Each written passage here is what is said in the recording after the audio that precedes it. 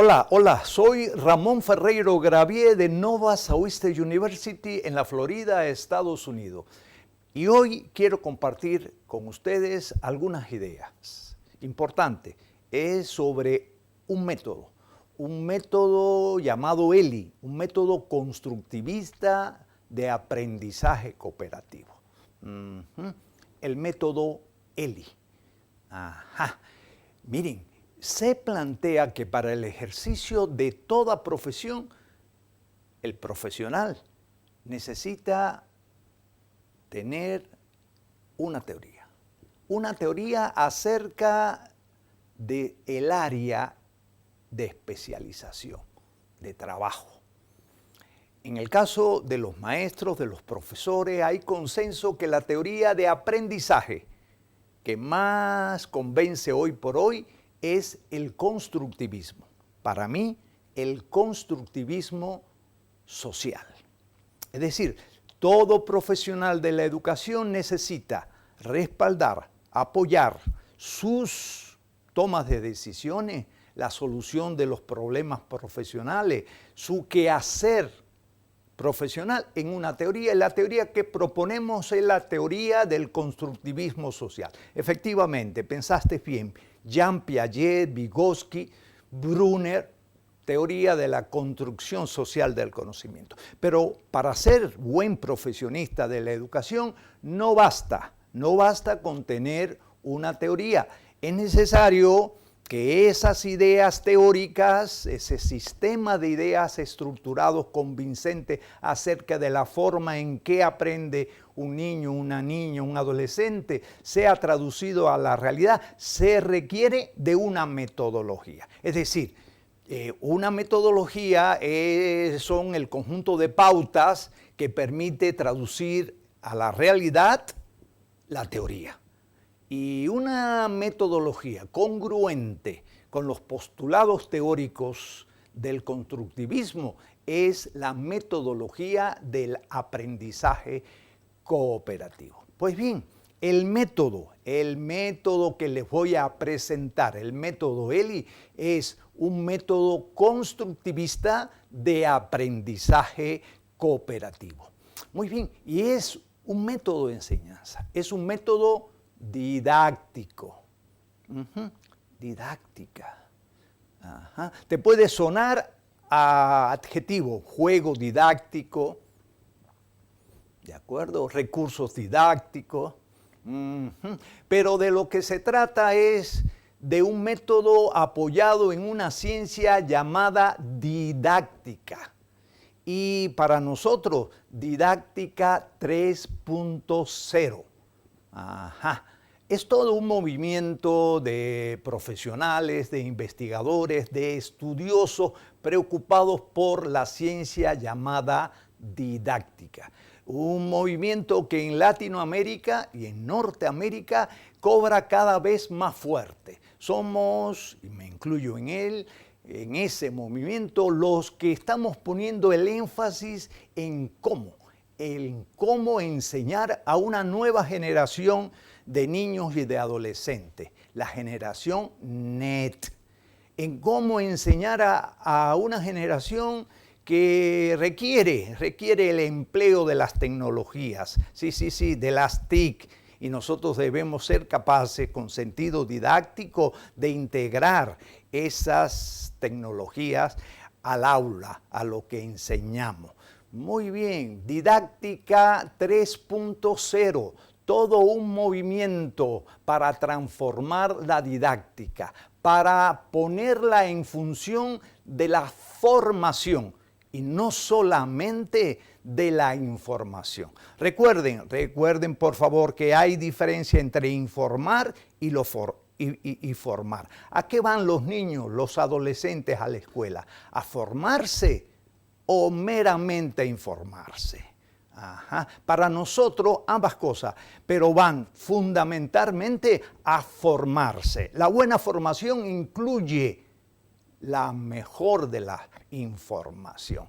Y a la hora de hacerlo, de enseñar, de formar a las nuevas generaciones, a los NET, pues hay que hacerlo con verdadera pasión, pasión por la enseñanza. He aquí el nombre del precursor, precursor. Ahí aparece. Miren las entrefechas, un hombre del siglo XVII, ustedes lo conocen. Ajá. Comenio, el padre precursor de la didáctica y que inspiró a la fundación de universidades tan prestigiosas como Harvard. Bueno, pues el nombre de Comenio está ligado a dos grandes obras. Una, Didáctica Magna. Ahí se acuñó el nombre de didáctica como ciencia. Y este libro, Didáctica Magna, ha sido traducido a no sé cuántos idiomas, prácticamente a todos. No quiero ser absoluto, pero realmente es una obra clave para todos nosotros, los maestros, los profesores, los investigadores en educación. Sentó las bases de la ciencia de cómo enseñar todo a todos. Pero en el legado de Comenio hay otra obra importante. Aparece en pantalla, tomen nota, búsquenla, que forme parte de su biblioteca personal como especialistas, expertos en educación. Esta se considera por mucho el primer tratado, la primera obra sobre medios de enseñanza, sobre tecnología educativa. No solamente Didáctica Magna, esta obra de Comenio realmente ha trascendido el tiempo por las ideas, las reflexiones acerca de la necesidad de apoyar la enseñanza en lo visual. Importante. Búsquenla, cómprenla, que forme parte de su biblioteca como expertos en educación. Y recuerden, la didáctica para Comenio y para un servidor y muchos de este movimiento que llamamos Didáctica 3.0 es la ciencia de enseñar todo, es decir, cualquier contenido de cualquier nivel a todos, no importa la edad, no importa el color de la piel, no importa el barrio o la comunidad. Todo es posible enseñarse a todos. Recordemos el concepto de diversidad. Si tenemos en consideración esa ciencia experimental, esa ciencia normativa que se llama didáctica. Es la ciencia del maestro, es la ciencia del aula, ¿de acuerdo? Y en este movimiento de 3.0, didáctica 3.0, hay un reclamo de los expertos a que regresemos a lo básico. Una pregunta, estemos atentos. Una pregunta. ¿Es suficiente que un maestro tenga dominio del contenido de enseñanza? Es decir, sepa lo que va a enseñar. Más aún, ¿basta con que me guste estar con los niños, con los jóvenes? ¿Que se me dé la empatía, la comunicación con ellos? Más aún, para ser buen maestro, para ser cada vez mejor profesional de la enseñanza, ¿basta con tener tecnología? ¿Cómo piensan ustedes? ¿Basta con tener tecnología? ¿Basta con que nos gusten los niños, los jóvenes, con tener el dominio del contenido? ¿Basta con tener ciertas habilidades requeridas para enseñar? ¿Saben qué? No basta. Son condiciones, gustarles los niños, los jóvenes, tener el dominio del contenido de enseñanza, saber manejar los recursos, los nuevos recursos, las llamadas TIC y saberlas integrar. No basta para enseñar a los NET. En las actuales condiciones sociales de vida, de educación, se necesita tener muy claro el cómo. Y eso, repito, lo da la didáctica, la ciencia del maestro en el aula. Se requiere tener teoría, se requiere tener metodología, se requiere tener método. El método que nosotros proponemos es el método ELI, un método constructivista de aprendizaje cooperativo. ¿Y saben qué? Está validado. Está totalmente validado y es un método recomendado como un método fiable. Ajá. ¿Qué te sugiere la palabra método? ¿Es útil tener método? Realmente cuando tenemos método hay economía de esfuerzo, hay economía de recursos, pero a su vez se trabaja con la confiabilidad de que, bueno, estamos haciendo lo que hay que hacer. Y si ese método ha sido validado científicamente, pues mucho, muchísimo más. Pues la escuela está cambiando y va a cambiar cada vez más. La escuela del futuro es una escuela que va a poner énfasis cada vez más ¿en qué? En los aspectos formativos. Sí, escucharon bien. En los aspectos formativos, es decir, en el desarrollo de habilidades, de competencias, de actitudes, de valores, de creencias. Porque el procesamiento de la información se va a hacer fuera del salón de clase. Ajá. Y seguro que están pensando en esa tendencia nueva, entre comillas, llamada flipped, flipear, el aula inversa. Muy bien, pues nosotros proponemos un método totalmente validado. Hemos presentado las evidencias de seguimientos de alumnos, de cohorte, de grupos experimentales y de control, de cuántas investigaciones realizadas en un lapso, en un tiempo de un periodo de aproximadamente 25 años.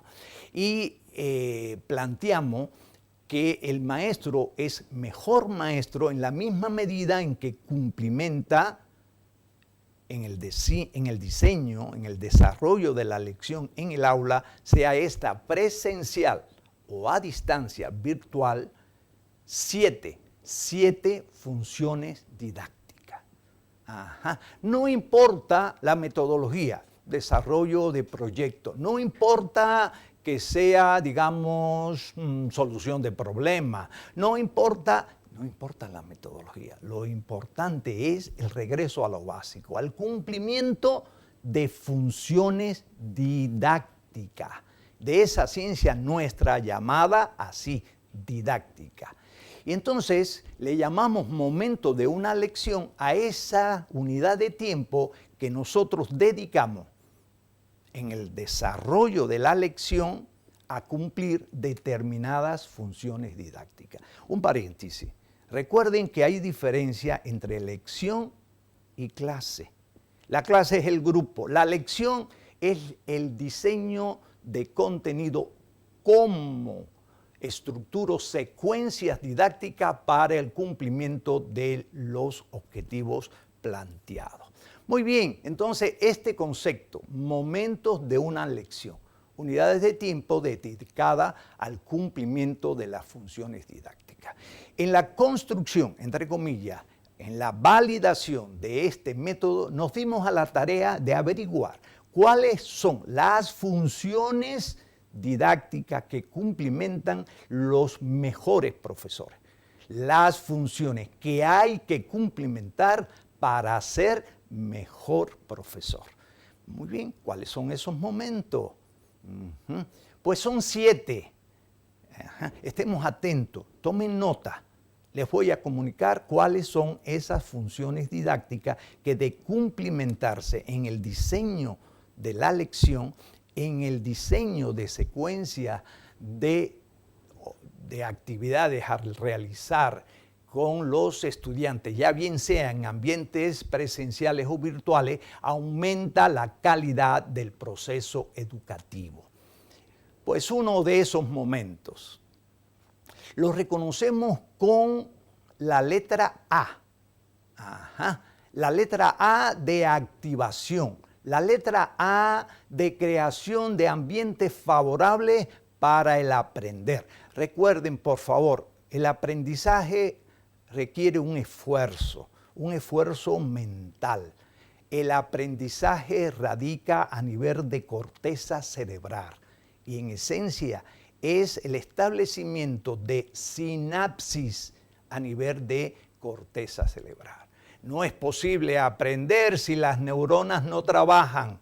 No es posible que un estudiante aprenda si no hay sinapsis, unión funcional entre una neurona y otra. Pues bien, el momento A tiene que ver con la preparación de las condiciones necesarias y suficientes para aprender.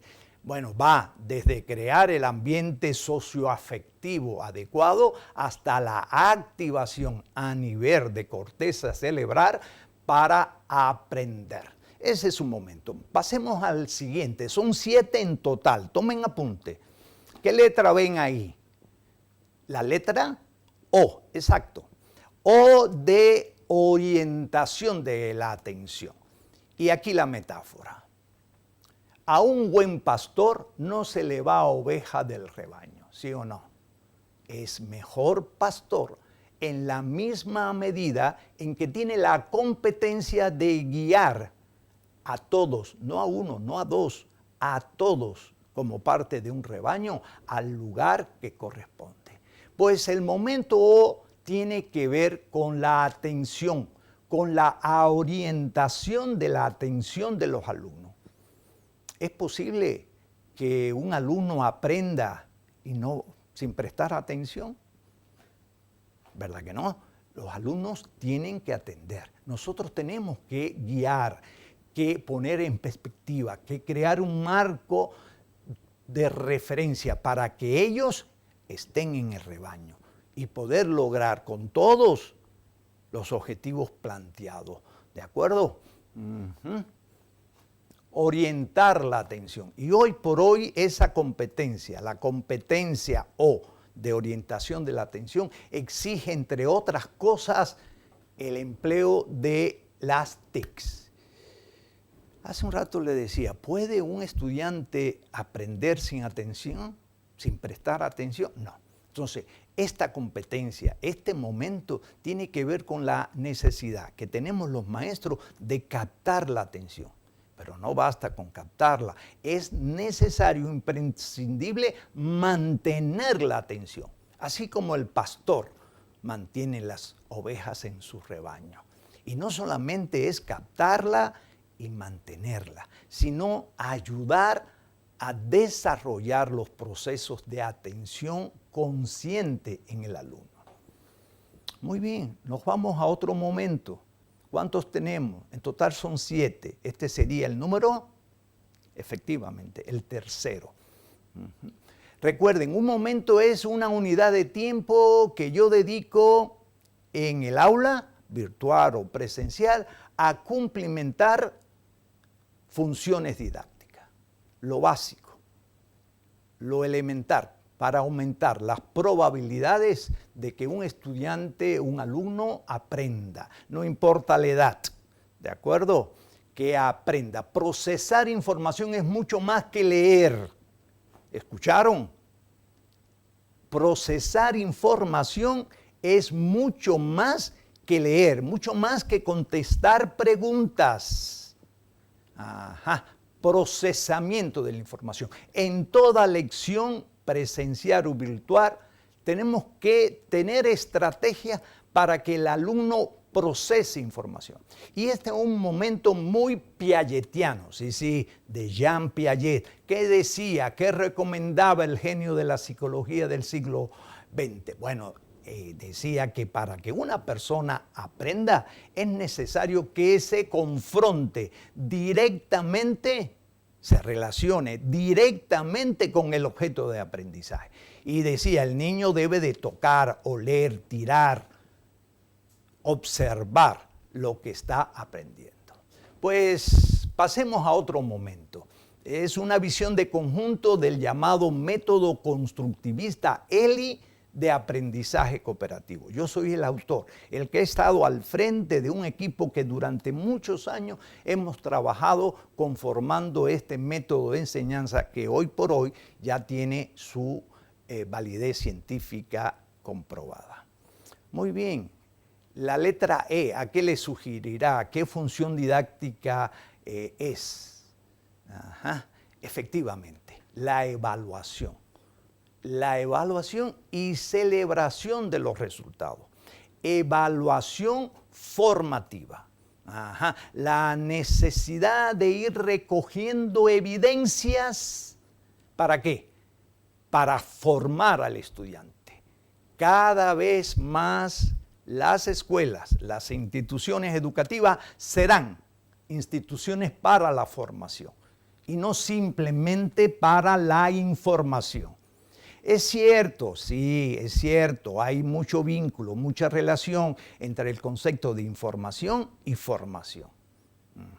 Pero recuerden, con las nuevas tecnologías, nuevas entre comillas, con las TIC, con la computadora, con el acceso a Internet, con todas esas aplicaciones que existen, los alumnos de la generación NET saben buscar información. Entonces, ¿cuál es nuestro papel? Enseñarles a procesar la información. Procesar información que los forme como ciudadanos. Entonces, la esencia de este momento, del momento E, es la recopilación, poco a poco, de evidencia que permita tomar las decisiones para formarlos. Y aquí, entre otras cosas, es, por ejemplo, entre otras, orientarles que lleven su portafolio, ellos, y que vayan convenciéndonos a nosotros de sus progresos, de cómo avanzan. Y eso permite, entre otras muchas cosas, que nosotros estemos en la mejor posición para controlar el proceso. Muy bien, ya se me perdió la cuenta. ¿Cuántos momentos llevamos? ¿Cuántos? Muy bien, pues este es el otro. Momento R. ¿Qué le sugiere la letra R? Los buenos maestros siempre se han caracterizado, entre otras cosas, por repasar. Siempre han repasado, siempre han recapitulado, siempre han resumido. Siempre. Ahora, de lo que se trata es que en lugar que el maestro recapitule, seleccione estrategias para que los estudiantes, que son los que están construyendo su aprendizaje, su conocimiento, recapitule. El papel del maestro no es repasar, resumir, no. El papel del maestro es situar, colocar al estudiante en condiciones de que él recupere, resuma, repase, recapitule. Porque en definitiva es él, el alumno, el que está construyendo su conocimiento. Pues este es un momento que tiene que ver con un fenómeno psíquico, una función mental de extraordinaria importancia. ¿Cuál es? Ahí aparece, la memoria. Si no se está constantemente recapitulando, pues hay pérdida, no hay grabación. Memoria es igual a grabar, a guardar. Acuérdense la analogía, una computadora vale y vale más en la misma medida en que tiene más memoria. Para tener la memoria activa se necesita de la recapitulación, función didáctica básica, elemental. ¿Cuántas recapitulaciones, cuántos momentos R en el desarrollo de una lección? Tantos como sea necesario, pero siempre el maestro selecciona la estrategia y los alumnos recapitulan. ¿De acuerdo? Es lo que pudiéramos decir antes era repetir, pero aquí ahora repetir de una forma diferente, distinta, en que cada vez se complemente y se enriquezca la repetición, entre comillas. Pues veamos un momento interesante. El momento, esa es la letra I, el momento de las interacciones sociales. Hace un rato les decía que pi, el momento de procesamiento de la información, era un momento fundamentalmente piagetiano, de Piaget. Ahora les digo que este momento, el de las interacciones sociales, es un momento, escuchen, vygotsquiano, de Lev Vygotsky. Si Piaget decía que un niño para aprender debe, entre otras cosas, relacionarse de manera directa con el objeto de aprendizaje, Vygotsky decía, tiene razón Piaget, pero es necesario que entre ellos verbalicen el proceso y los resultados de aprendizaje. El valor de las interacciones sociales para aprender, la esencia de la metodología del aprendizaje cooperativo. Ni todo el tiempo solo, ni todo el tiempo en grupo, en equipo. El mejor trabajo en equipo, las mejores interacciones sociales son aquellas que están avaladas por un esfuerzo individual, ¿de acuerdo? Por un procesamiento de la información previa. Ajá. El momento I es el momento de la socialización de los resultados parciales y finales y de las evidencias que dan muestra de que trabajaron juntos, en parejas o en trío. Nunca en equipos de 8, ni de 6, ni de 5. Hay investigaciones que sitúan el número óptimo para la formación de equipo entre 3 y 4. Hay especialistas que dicen que 4 es el número correcto para la formación de equipo. Las investigaciones que yo realizo sitúan el número 3 componentes por equipo. Cuidado, y no podemos ponerlos a trabajar en equipos de 3 ni en equipos de 4, si no hemos ido subiendo, elevando la carga social. Durante mucho tiempo hay que tenerlos trabajando en equipos de 2, en diferentes equipos de 2. Cuando vemos que tienen ya la madurez social para intercambio, para que aprenda uno del otro y viceversa, bueno, en ese sentido nos vamos a equipos de 3. Trabajar con otro, vivir con otro, compartir con otro, aprender de otro y enseñar a otro exige de tener competencias sociales, habilidades sociales. Y esas no bajan del cielo gratuitamente. Esas se construyen, como todo en la vida, y se requiere tiempo. Otro momento, el momento M.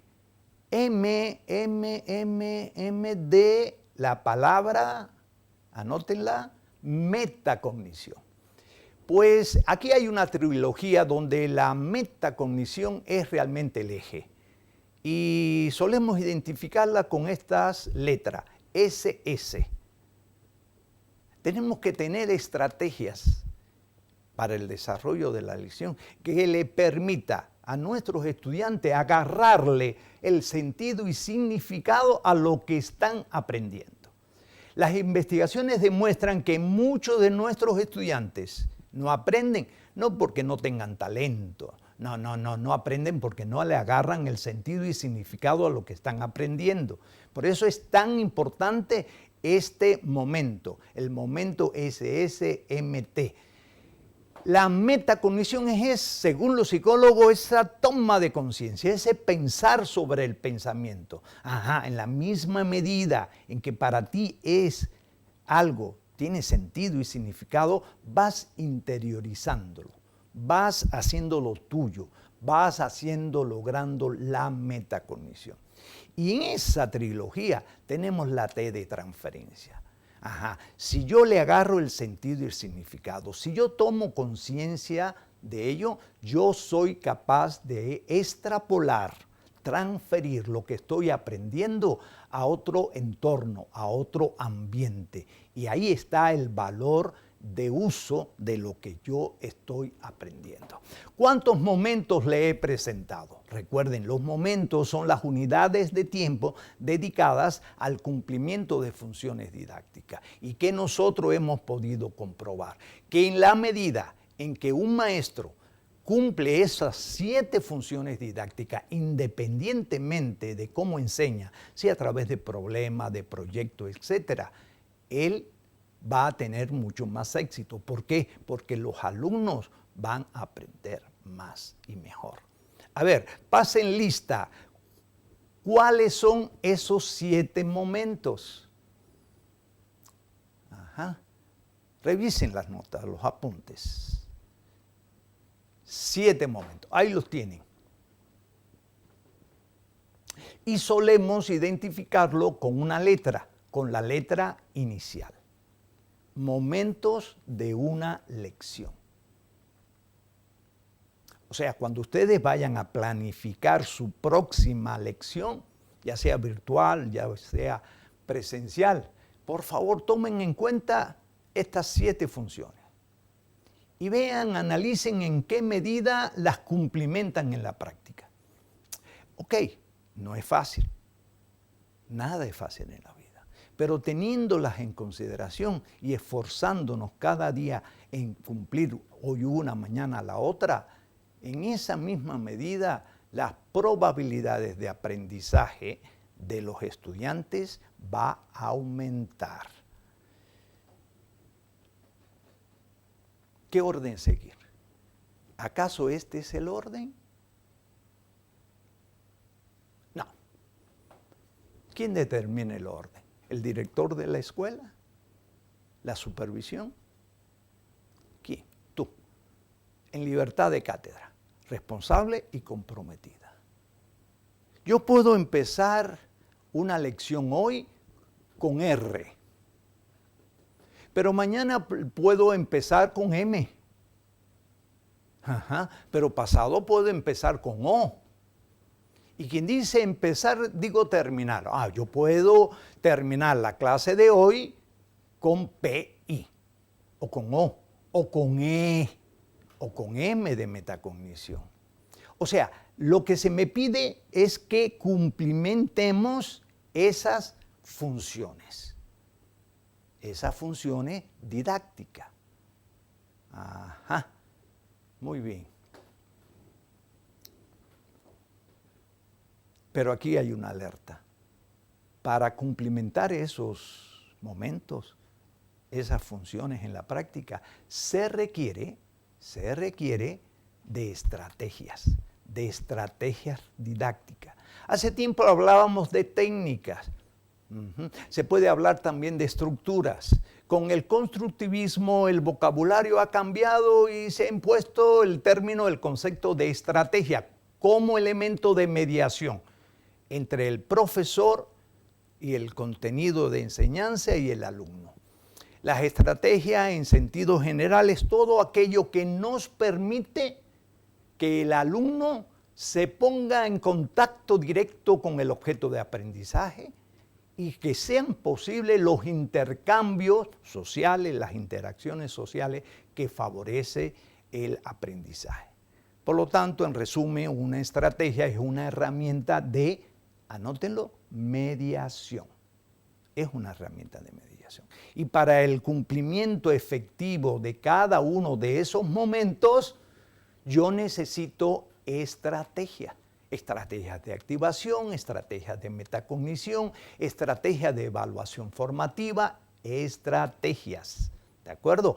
Porque el momento se cumplimenta, se hace vivo en la misma medida en que soy capaz de seleccionar para su cumplimiento buenas estrategias, buenos elementos que me permiten mediar. Ajá. Yo no puedo aprender por mis alumnos, como la buena mamá no puede hacer la digestión de su hijo por mucho que la quiera. Pero al igual que la mamá puede crear las mejores condiciones para la nutrición de su hijo, seleccionando los alimentos, preparándolos bien, presentándolos adecuadamente, escogiendo la hora de la comida, de la cena, etc. El maestro debe, para asegurar un buen aprendizaje, cumplir esos momentos con buenas estrategias de aprendizaje. Método ELI está validado. Miren, les presento este libro. El libro está editado en idioma nuestro, español, por la casa editorial Trillas, en México. Y se llama ¿Cómo ser mejor maestro? El método ELI. Y se presenta en su conjunto este método que sin duda lo han calificado muchos como un método innovador de fácil empleo. Aquí tienen más información. Y hay capítulo para cada uno de los momentos. Y lo más importante, en cada capítulo dedicado a cada uno de los momentos, ustedes pueden pues ver toda una serie de estrategias propias para el cumplimiento de ese momento. Bueno, ¿qué es lo peculiar del método? Miren, son muchos los elementos que lo hacen bien peculiar. Primero, ante todo, es cierto que es un método, pero es un método flexible, muy flexible. A diferencia de otros, no son pasos. Recuerden que los pasos hay que cumplimentarlos, uno rigurosamente, después otro, rigurosamente, después el tercero. Aquí no hay pasos, hay cumplimiento de método. La investigación demuestra que si tú cumples esos momentos, no importa el orden, pues en esa misma medida va a garantizar el aprendizaje de los estudiantes. Hemos podido demostrar como algo peculiar a través de investigaciones experimentales de grupo control y grupo experimental, que el emplear este método hace que el alumno aprenda, pues, y que ese aprendizaje sea más perdurable. Hemos hecho pruebas a los 30 días, a los 90 días, inclusive al año en que se dio la lección, se desarrolló la lección con determinados objetivos. Y hemos demostrado que el conocimiento en los grupos experimentales es más perdurable. He tenido el gusto de compartir con ustedes un método, el método constructivista ELI de aprendizaje cooperativo. Los invito a conocerlo a profundidad. Los invito a hacer una lectura crítica y un uso creativo del mismo. Es flexible, es fácil de aplicar. Y ustedes verán que van a ir desarrollando poco a poco las competencias profesionales didácticas que nos hace a cada uno de nosotros ser cada día mejor maestro. Muchísimas gracias. Soy Ramón Ferreiro de Nova Southeastern University. Hasta la próxima.